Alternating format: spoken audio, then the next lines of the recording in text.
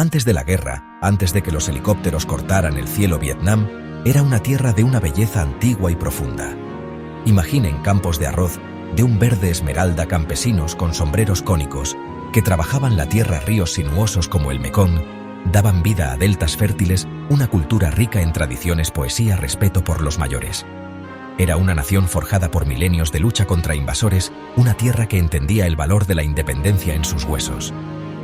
Pero a finales del siglo XIX, una nueva sombra se cernió sobre este paisaje idílico, una sombra que venía de muy lejos, de Europa.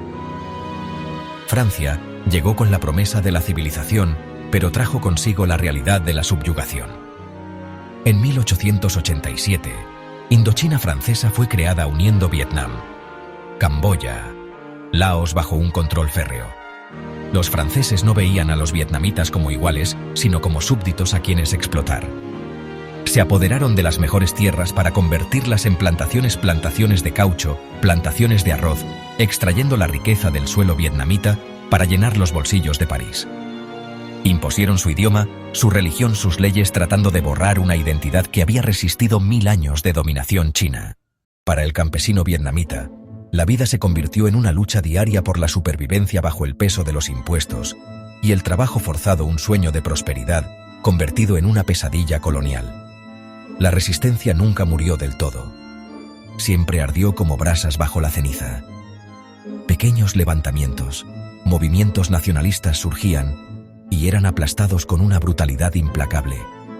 Los franceses construyeron más prisiones que escuelas, la guillotina o el exilio.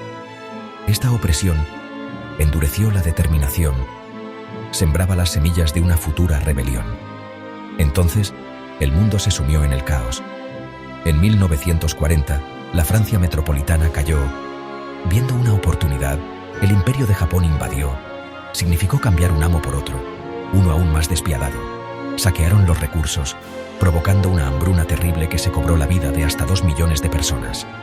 Bajo el yugo francés y la bota japonesa, el deseo de libertad, un grito que pronto resonaría en todo el mundo.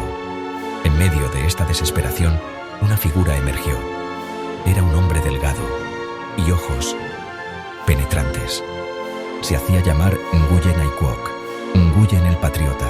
La historia lo recordaría como Ho Chi Minh, el que ilumina. Había viajado por el mundo, trabajando como cocinero en Londres, retocador de fotos en París. Vio de primera mano las contradicciones. Predicaba la libertad. Se sintió atraído por el comunismo, por su firme postura antiimperialista.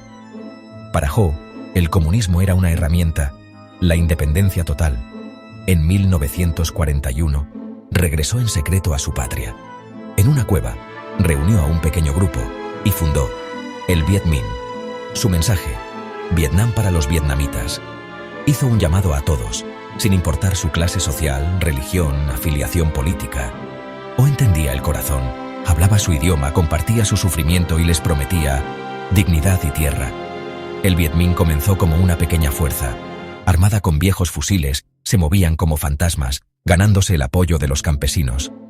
Organizaban aldeas, enseñaban a leer y escribir y difundían su mensaje de liberación. Durante la Segunda Guerra Mundial, colaboraron con agentes de la OSS, ayudando a rescatar y proporcionando inteligencia. Cuando Japón se rindió, el Viet Minh vio su oportunidad. En un levantamiento, la Revolución de Agosto, tomaron el control de Hanoi y otras ciudades importantes. El 2 de septiembre de 1945, Ho Chi Minh proclamó la independencia. Comenzó su discurso citando: «Todos los hombres son creados iguales», por un breve y esperanzador momento. Pero Francia no tenía intención de renunciar a su preciada colonia tan fácilmente. La esperanza de paz duró poco. Lo que siguió fue una guerra brutal. Los franceses, con su moderno ejército y el apoyo financiero de Estados Unidos, controlaban las ciudades y las principales carreteras. Pero el Viet Minh controlaba el campo y los corazones y las mentes. Fue una guerra de elefante contra tigre, el elefante francés, pero el tigre vietnamita, desangrando lentamente a la bestia más grande. El alto mando, establecer una enorme base, atraer al Viet Minh, erizo fortificado. Confiaban en que fue un error de cálculo catastrófico. Giap aceptó el desafío. Decenas de miles, hombres y mujeres, Un ejército de hormigas humanas, bicicletas reforzadas, cavaron túneles y trincheras, posicionando su artillería. El 13 de marzo de 1954, un bombardeo. La pista de aterrizaje fue destruida, atrapando a la guarnición. Durante 56 días y noches, oleadas humanas. La artillería machacaba. El 7 de mayo, se rindió. La victoria del Tigre, marcando el fin del colonialismo francés en Indochina. En Ginebra, atrapados en la Guerra Fría, Estados Unidos, teoría del dominó, temían un Vietnam comunista, presionado por China, por la Unión Soviética. Ho Chi Minh aceptó los acuerdos de Ginebra, dividieron por el paralelo 17, el norte desde Hanoi, el sur desde Saigón, la división hasta 1956. Esas elecciones nunca se llevaron a cabo. La división temporal se convirtió en una frontera dura y permanente. Vietnam no era una nación. En el sur, Diem estableció un régimen autoritario, apoyo de Estados Unidos, campaña brutal, corrupción y nepotismo, especialmente a la mayoría budista. En respuesta, antiguos miembros del Viet Minh. La guerra contra los franceses había terminado, pero una nueva guerra estaba a punto de comenzar. La implicación de Estados Unidos como un goteo lento y gradual. Bajo el presidente Eisenhower y bajo el presidente Kennedy, ayuda económica y asesores militares, ARVN. El régimen de Diem era cada vez más impopular. Frente de Liberación Nacional, Vietcong, apoyada y dirigida por Vietnam del Norte. Kennedy aumentó a más de 16.000, un pantano sin fondo. Agosto de 1964, Johnson anunció detalles confusos y tergiversados. Resolución del Golfo de Tonkin, como la camisa de noche de la abuela lo cubría todo. En marzo de 1965, desembarcaron en Da Nang. Pronto, su misión cambió de defensiva a ofensiva. El general William Westmoreland, estrategia de búsqueda y destrucción, usar la abrumadora movilidad y potencia de fuego. El número, de menos de 25.000 a más de 500.000, se había convertido en una guerra estadounidense en toda regla. No había frentes claros. El enemigo no llevaba uniforme. Un campesino durante el día, un guerrillero por la noche. La medida del éxito, el recuento de cuerpos, a menudo inflada y poco fiable. El presidente Johnson trató de librar una guerra limitada, pero la guerra era cualquier cosa menos limitada.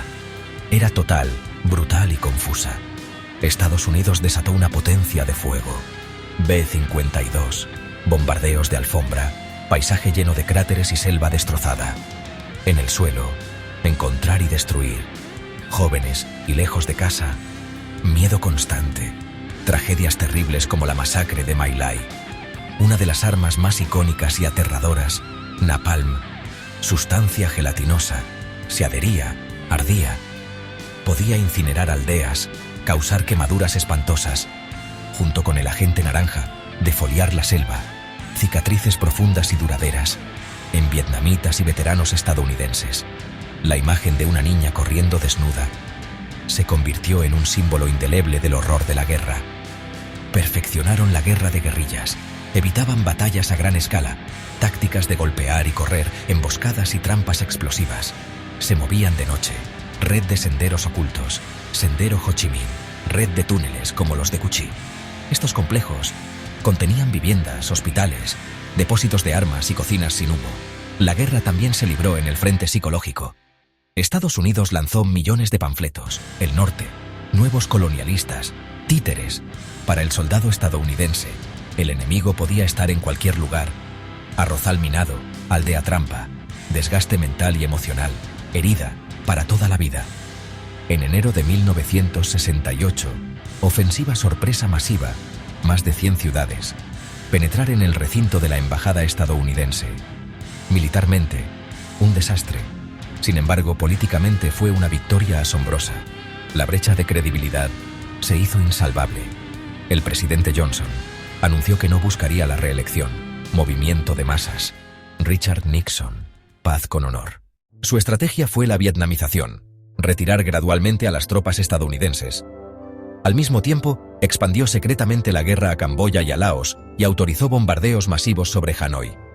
No seré el primer presidente de Estados Unidos en perder una guerra, declaró Nixon. Finalmente, en enero de 1973, se firmaron los Acuerdos de Paz de París. Pedía un alto el fuego, la retirada completa y la promesa de un futuro político pacífico. Para Estados Unidos, la guerra había terminado. Los últimos soldados se fueron de un país que seguía profundamente dividido y en guerra consigo mismo. Sin el apoyo masivo, el régimen de Saigón no podía sobrevivir. Durante 2 años, pero en la primavera de 1975, el ejército de Vietnam del Sur se derrumbó. El 30 de abril de 1975, los tanques atravesaron las puertas del Palacio Presidencial, helicópteros, evacuando frenéticamente. La larga y sangrienta guerra había terminado. Vietnam finalmente se reunificó, pero bajo la bandera del comunismo. El costo fue inmenso. Hasta 3 millones de vietnamitas muertos junto con más de 58.000 estadounidenses. Hoy, Vietnam es una nación vibrante y en paz.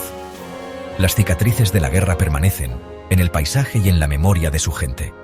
Pero la nación ha avanzado, sanando sus heridas y reconciliándose con su pasado. Fue una guerra que marcó a una generación y una nación que se levantó de las cenizas.